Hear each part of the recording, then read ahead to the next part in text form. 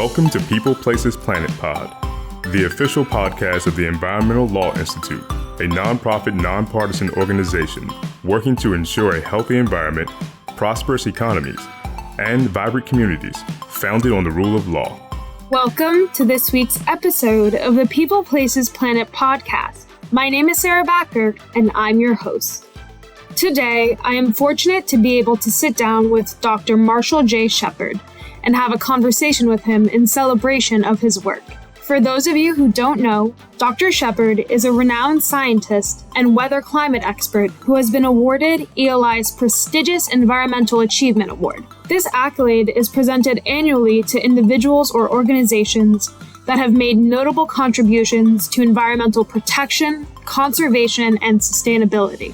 As a professor, science communicator, and a former president of the American Meteorological Society, Dr. Shepard has consistently emphasized the vital importance of scientifically informed decision-making in addressing environmental challenges. His commitment to factual and evidence-based dialogue has elevated public discussions on climate, weather extremes, and environmental justice. Dr. Shepard is a highly sought-after expert in the fields of weather, climate, and remote sensing, and his insights are regularly featured on prominent platforms such as CBS Face the Nation, The Today Show, CNN, Forbes, and The Weather Channel, among many others. His TED Talks command an audience of millions, and he often provides counsel to legal figures at NASA, the White House, Congress, the Department of Defense, and to international officials. Dr. Shepard, thank you so much for being here with me today. Thank you for having me. So I wanted to start off by asking you, how did you get your start in weather and atmospheric science, and what inspired you? Well, it's a really interesting answer. It starts with a honeybee. I was in 5th grade and I thought that I wanted to be an entomologist, which studies insects, and I got stung by a honeybee and found out I was highly allergic to bee stings and almost died. So 6th grade rolls around and we had science projects and I needed a plan B, and pun intended. And so I decided to do a 6th grade science project on weather.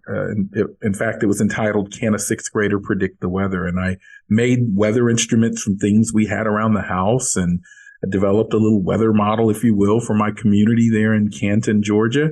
And I ended up winning the science fair. And from that point on, I was bitten by the weather bug, so to speak, and wanted to be a meteorologist, not a forecaster, not on TV pointing at weather maps. I was more interested in the hows and whys of weather. And so that's where I got my start. Ended up going to undergraduate and graduate school at Florida State University, who had a really good meteorology program.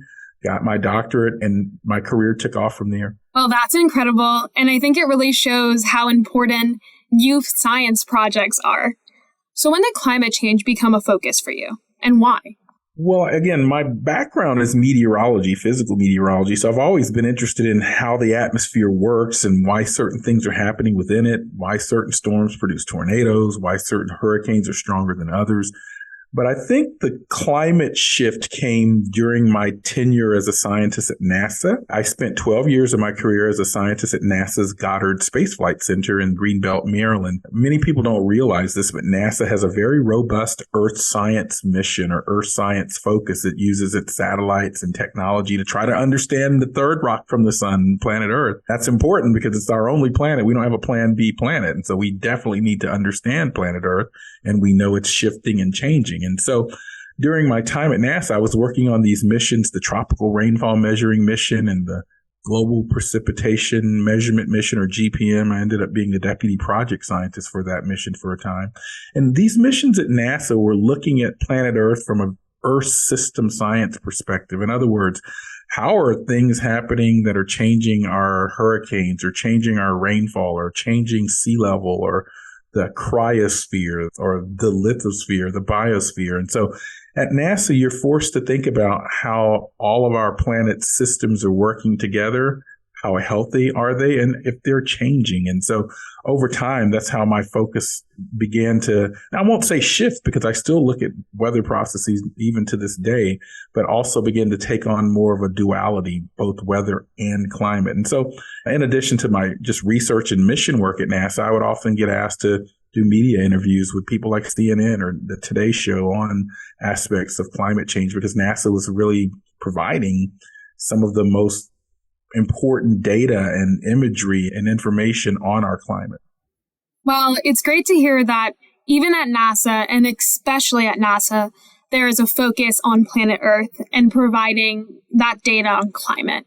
And I listened to your TEDx Atlanta talk from 2013, which I really liked, called Slaying Climate Zombies, and it is one of the most viewed climate lectures on YouTube. So in the talk, you speak to a disconnect between climate scientists and the general public, with climate scientists far more concerned about climate change. So fast forward 10 years, would you say this is still the case today? No, a good point. I think things are different today. I think there's a misconception that there's more climate denialism out there today than there actually is. I think it's just that the people that are still somewhat contrarian or skeptical are just the loudest on Twitter or in social media or perhaps at the family dinner. But the reality is, if you look at the Yale Climate Communication 6 America study, which they do every year, we see about 9% of the American public that's dismissive. That's not very much when you think about the rest of the 91% that aren't dismissive, but they just tend to be the loudest. I think people understand that we're no longer future tense with climate change. It's not what's going to happen. It's happening right before our eyes. And I think people see that. So you have to understand that most people do have some degree of concern or at least curiosity about what's happening. And I think nature is also a big part of that, because they see that hurricanes are intensifying more rapidly, or heat waves seem to be much stronger, or that rain intensity is much greater where they are. They can see sunny day flooding along coast associated with sea level rise. So I think the planet is making the case for us, and so we better get moving. Given that only 9% are found to be dismissive of climate change, do you think that having factual and evidence-based public discussion on climate, weather extremes, and environmental justice has gotten easier?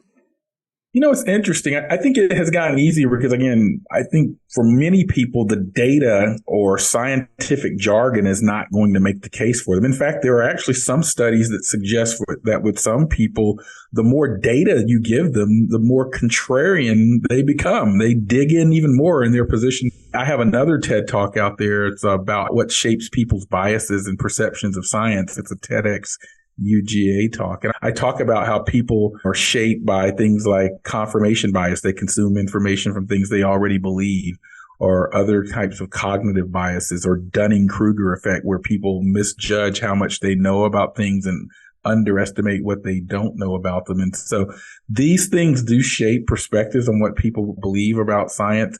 But I do think that it's not so much the data and the charts and the graphics and the report after report after report that keeps getting issued by various organizations. I think people just understand that something's different now. They see it with their own eyes.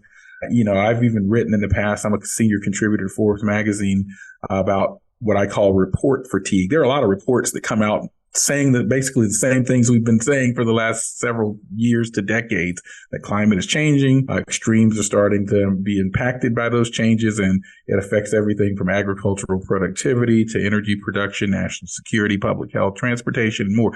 I mean, we don't need more reports that say that. Now, we'll get more reports that will say that. The bottom line is those reports are going to continue to say that, but I think people get, when they see 800 people dying in Europe or wherever because of the intense heat wave, and places not having air conditioning because they weren't designed to have air conditioning in the homes because they didn't expect to have that type of heat. Or I think when people wake up to a Cat 4 and they went to bed to a Cat 1 hurricane, I think people have a good internal guide or navigation system that suggests, wait a minute, something's different. And it's starting to impact my day-to-day lives. If I can't work outside, if I'm a construction worker because it's too hot in the summer, that affects my bottom line, my kitchen table issues at home. So we finally, I believe, Sarah, moved this beyond sort of about being polar bears affected or the year 2080. It's about us right now. Yes. And I think it might be the Slaying Climate Zombies talk where I heard you say that although you really like polar bears, you're speaking about climate because of your children and how climate is affecting people. So you say that we don't need any more reports on climate. What exactly do you mean by that? Those things are meaningful to me as a scientist or to policymakers. But the average person or the average Fortune 500 company or faith-based organization, they need sort of more detailed, concrete examples of what's happening and what the solutions are to move us forward because we know it's now happening. Definitely. Are there any resources that you have pointed different communities to help them take action or advocate for solutions? Sure. So first of all, there are three things that we know need to be done. One is mitigation. That's reducing emissions. That's the broad category of mitigation. And so I've been involved in something here in the state of Georgia called Drawdown Georgia. And it built upon a much larger national effort called Project Drawdown, which looks at ways to reduce carbon emissions. And what we did in the state of Georgia, and you can visit our website, Drawdown Georgia, we actually did scientific studies, practical studies on what would be the top 20 ways to reduce carbon emissions in the state of Georgia. Those might be different in the state you live in, but I would invite people to take a look at both Project Drawdown and Drawdown Georgia websites because they give really good practical solutions at all scales for reducing carbon emissions. The other thing that people can do is just be more engaged. As I think I said in that same Zombies TED Talk, we can do things like change our light bulbs or drive an EV or things on a personal level, eat less meat, red meat. But those are incremental solutions. These things to solve the climate change crisis are going to take transformational and large policy solutions. And so we need people to engage at the state, local, national, international level, make sure that they're holding decision makers and policymakers accountable on all sides of the aisle on climate change. So those are the sort of mitigation strategies. And then we know that we're going to have to adapt. There are certain things that we're just going to have to change how we operate. I mentioned earlier that places that did not have air conditioning in most homes because they weren't used to that type of heat may have to be retrofitted with air conditioning. We may have to start looking at seawalls or nature-based solutions to fortify our coast against storm surge and sea level rise and hurricanes and so forth. So those are what we call adaptation strategies. And then the sort of Hail Mary or last ditch effort, if you will, people are looking at or thinking about is something called geoengineering or climate intervention. These are ideas where we fundamentally change something about the planet to dramatically and rapidly reduce heating. Things like space mirrors launched into orbit or simulating volcanic eruptions or stimulating the growth of vegetation or phytoplankton in the oceans to soak up carbon dioxide. I don't think we need to go to those solutions. We know the technology and we know what needs to be done. We just have to have the will to do it. We're in what I call a climate delayism phase right now. We know that climate is changing and it's impacting our quality of life. But there is a hemming and hawing or debating back and forth about cost now. People don't really debate whether it's happening anymore, but now the debate has shifted into, well, how much is it going to cost to put in EV chargers every 50 miles on the interstates or to retrofit homes with solar panels? We've got to sort of just take action. But the good news, Sarah, is I think we are. There have been bipartisan legislation recently, the infrastructure bills and the Inflation Reduction Acts. If you look at those bills that were passed, there is a ton of action in those bills that help with climate change, and they were bipartisan for the most part. I'm really happy that you mentioned Project Drawdown because I think that is such a great resource. And you touched on this, but can you provide any further insight for policymakers and key decision makers like judges on how they can combat the climate delayism? I think decision makers on both sides of the aisle understand that their constituencies and the places that they're responsible for representing are changing. They're being impacted by storms or drought or flash floods or sunny day flooding and saltwater intrusion in coastal communities and so forth. And so I think we have to sort of just keep pressing upon our decision makers, and we know what needs to be done. It's not a mystery. We know how to get out of this. Just like with COVID, we knew how to get out of COVID. We needed to rapidly develop a vaccine to counter the coronavirus. And we did it. We put our heads together in a science, technology, medical community, and we did it, the policymakers as well. We need that same type of immediate action on climate change. I've been quoted as saying we need a Panama Canal, a Moonshot, Manhattan Project scale focus on climate change. In other words, directing all of our best talents and resources towards this problem. And we need it immediately. We can't keep hemming and hawing because as we saw with coronavirus, the more we delayed, the exponential increase in cases kicked in. Well, we're still at a point where many of us don't believe we're past any climate tipping points, maybe some, but we still have time. But we're going to start to see a ramp up or an increase in the warming and the impacts of this warming if we don't start to knock it back now. So that's why things like the Paris Agreement are good steps forward, but we need buy-in from everyone. We need an all-in approach on that, and so that we can really start to draw down those carbon emissions. Even if we stopped emissions today, which would not happen, by the way, there's still so much warmth and emissions locked and loaded into the climate system that we'd still be dealing with this for years to perhaps decades. And unfortunately, there's no sort of immediate switch to shut those emissions off. In fact, we'll be a fossil fuel-based economy for some time to come, for the next several years. But we need to transition to a more renewable energy economy. And that's not scary. Some people are like, that's going to hurt jobs and hurt people. The renewable energy that will come is a growth industry. There's significant job growth in those areas. I think you're starting to see it already. So we can't be scared of transitioning to a more sustainable economy. Speaking of buy-in from everyone, do you have any insights for other scientists who may be listening to this for how they can most effectively translate their findings to better reach the general public and policymakers? Well, first of all, scientists need to stop being scared to get out of the ivory tower. You'll hear a lot of my colleagues in the ivory tower, well, I don't know that outreach stuff, or I don't like to talk to the media or the policymakers. We've got to get beyond that. We're in a world of what I call end-to-end scientists. And in fact, we need to, and I'm trying to do it with my own graduate students, we have to train graduate students and scientists differently. In the past, we just learned how to do our dissertations and theses and take classes and go to conferences and write journal articles. And those are things that are very important. But we also need to train a generation of scientists that are comfortable talking to the media or testifying before Congress or writing a blog or doing podcasts. We need to focus there.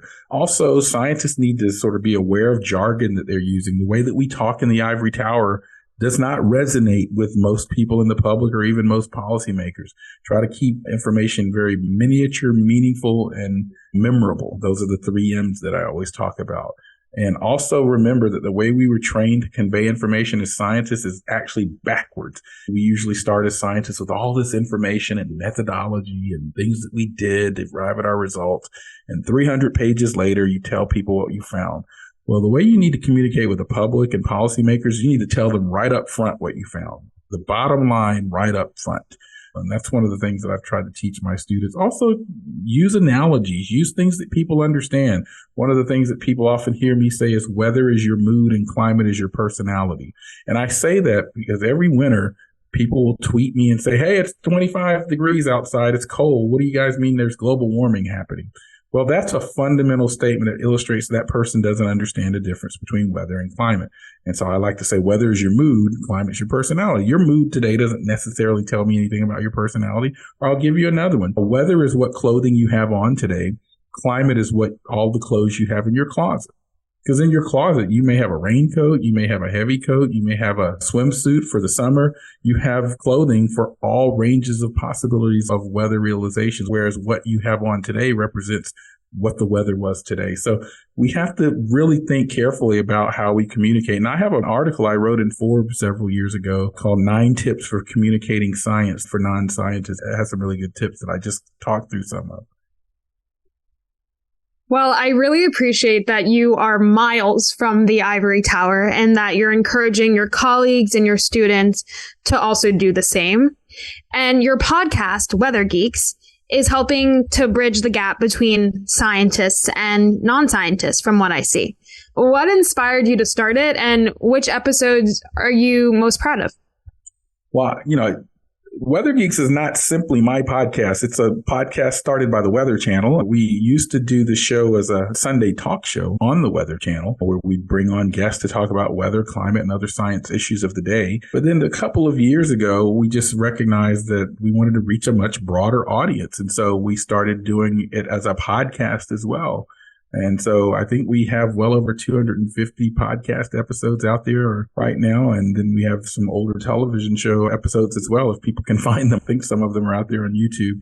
We're also streaming the podcast live on the Weather Channel streaming channel, which you can find on your various smart TVs and other services as well. And so it's just a way for us to talk science and talk about it in a way that's accessible to people who are listening or watching the podcast. I think Weather Geeks now is going on 9 years old, maybe even longer between the TV show and the podcast itself. Well, thanks for providing more background on that. I listened to a few episodes, but it's great to hear some more context about it. How else are you advancing climate literacy for all ages? I'm a former elementary school teacher, and I would love it if you could speak to your initiative for kindergarten through fifth grade. I don't do too much with kindergartners to fifth graders anymore. I used to work with a school that my kids went to when they were in that age range. But I definitely recommend that people focus on things like the Weather STEM initiative, which is a colleague of mine's effort to put weather observations in schools around the nation. And it also provides lessons for students to learn about the atmosphere and weather and aspects of climate.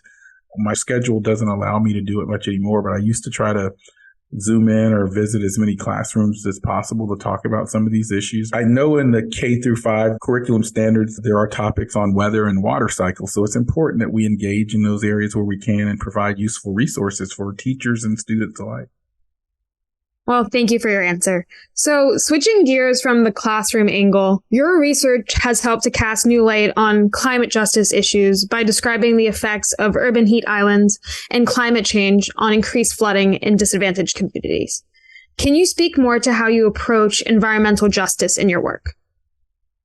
I think what we do is a little broader than environmental justice. Environmental justice, to me, tends to focus on things like landfills and factories and communities. I think climate justice is a little different. It's related. And this idea that certain aspects of weather and climate disproportionately impact certain communities. And so some of our own research has shown that in cities, marginalized communities, communities of color, poor parts of our communities tend to live in the hottest parts of the urban heat island. The urban heat island is this notion that cities tend to be warmer than the surrounding rural or suburban counties because of the pavement, asphalt, lack of trees, waste heat from bus engines, and so forth. We also know that in cities, poor communities, communities of color tend to disproportionately live in areas that are prone to flooding. And so it's interesting as we're seeing more intense rainstorms or more intense heat waves, now people that were already suffering or had less resources are more vulnerable to these extreme events, but have less capacity or resiliency to bounce back. So some of my research over the last several years has evolved to look at this vulnerability at risk from the perspective of not just the extreme weather climate events themselves, but who's most impacted or exposed to them. Has there been a greater focus on climate justice in your research over the past few years? Well, sure. As researchers, we tend to take different things that become of interest to us. And I had a couple of graduate students and I that just really wanted to think about how people are being impacted by extreme weather and climate. Wanted to move beyond okay, this is what's happening and this is how bad it is. I mean, we certainly have research that looks at those things too, to the so what, who's being impacted and why. And so, I look at the community that I grew up in and I look at my family and my background. They're exactly the types of people that would be more vulnerable to a hurricane or to a tornadic storm coming through their community or a heat wave. And so a recent paper that we published in 2020, we looked at what counties in the United States will be most vulnerable to climate change by the year 2040. And we found that many urban counties along coastal parts of our states and parts of the desert Southwest, even some agricultural communities in the interior are going to be disproportionately vulnerable to changes in heat or drought or floods and so forth. And all of these things impact these people, but they also start to do things like impact agricultural productivity, public health, and things downstream that maybe you don't think about. I don't think people think about that when there's a drought in California, for example. California produces quite a bit of the vegetables that we eat and fruit. And so when there's drought there and lack of supply, when you go to the grocery store, no matter where you live, you may be paying more for things like broccoli or wine or Fruit Loops and so forth. And so it's important that we just try to translate the implications of these things more broadly and to make people aware of the fact that out of the gate, some people and communities are going to be disproportionately impacted more by these changing weather events and have less capacity to bounce back from them after the fact. This may be cynical, but I just think that as you said, everyone is connected, everything is connected, and hopefully as everyone starts to feel implicated and impacted, that will help to raise the alarm bells and combat climate delayism. Yes, I think that's right. A salute to the Environmental Law Institute and organizations like it. I've been honored to receive their environmental award this year. We need a focus at all levels of institution, whether it's government, private sector, faith-based organizations, the military, schools. This is something that we're not going to dig out of independently. We have to have an all-hands-on-deck approach.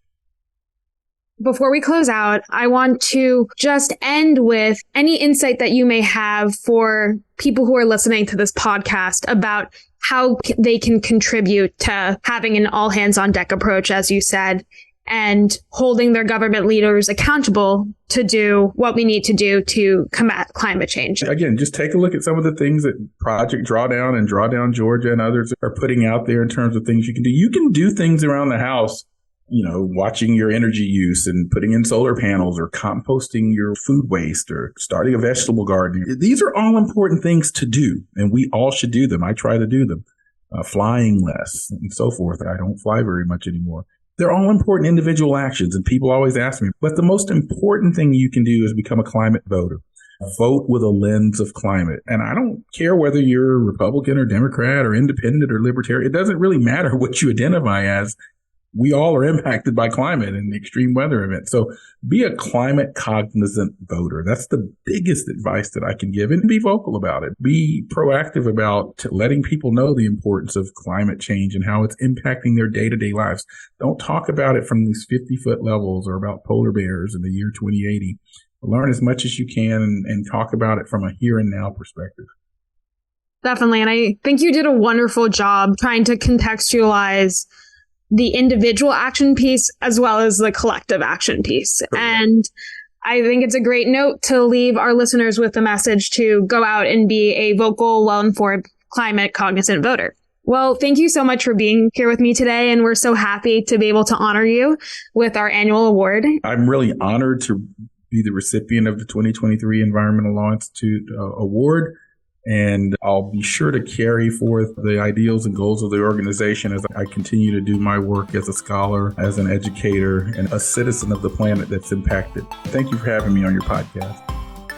Thank you for tuning in to People, Places, Planet Pod, brought to you by the Environmental Law Institute. We would like to hear from you, so please send us your questions, comments, and ideas to podcast@eli.org. And if you're interested in learning more about our work, attending one of our events, reading our publications, or becoming a member, please visit our website at www.eli.org.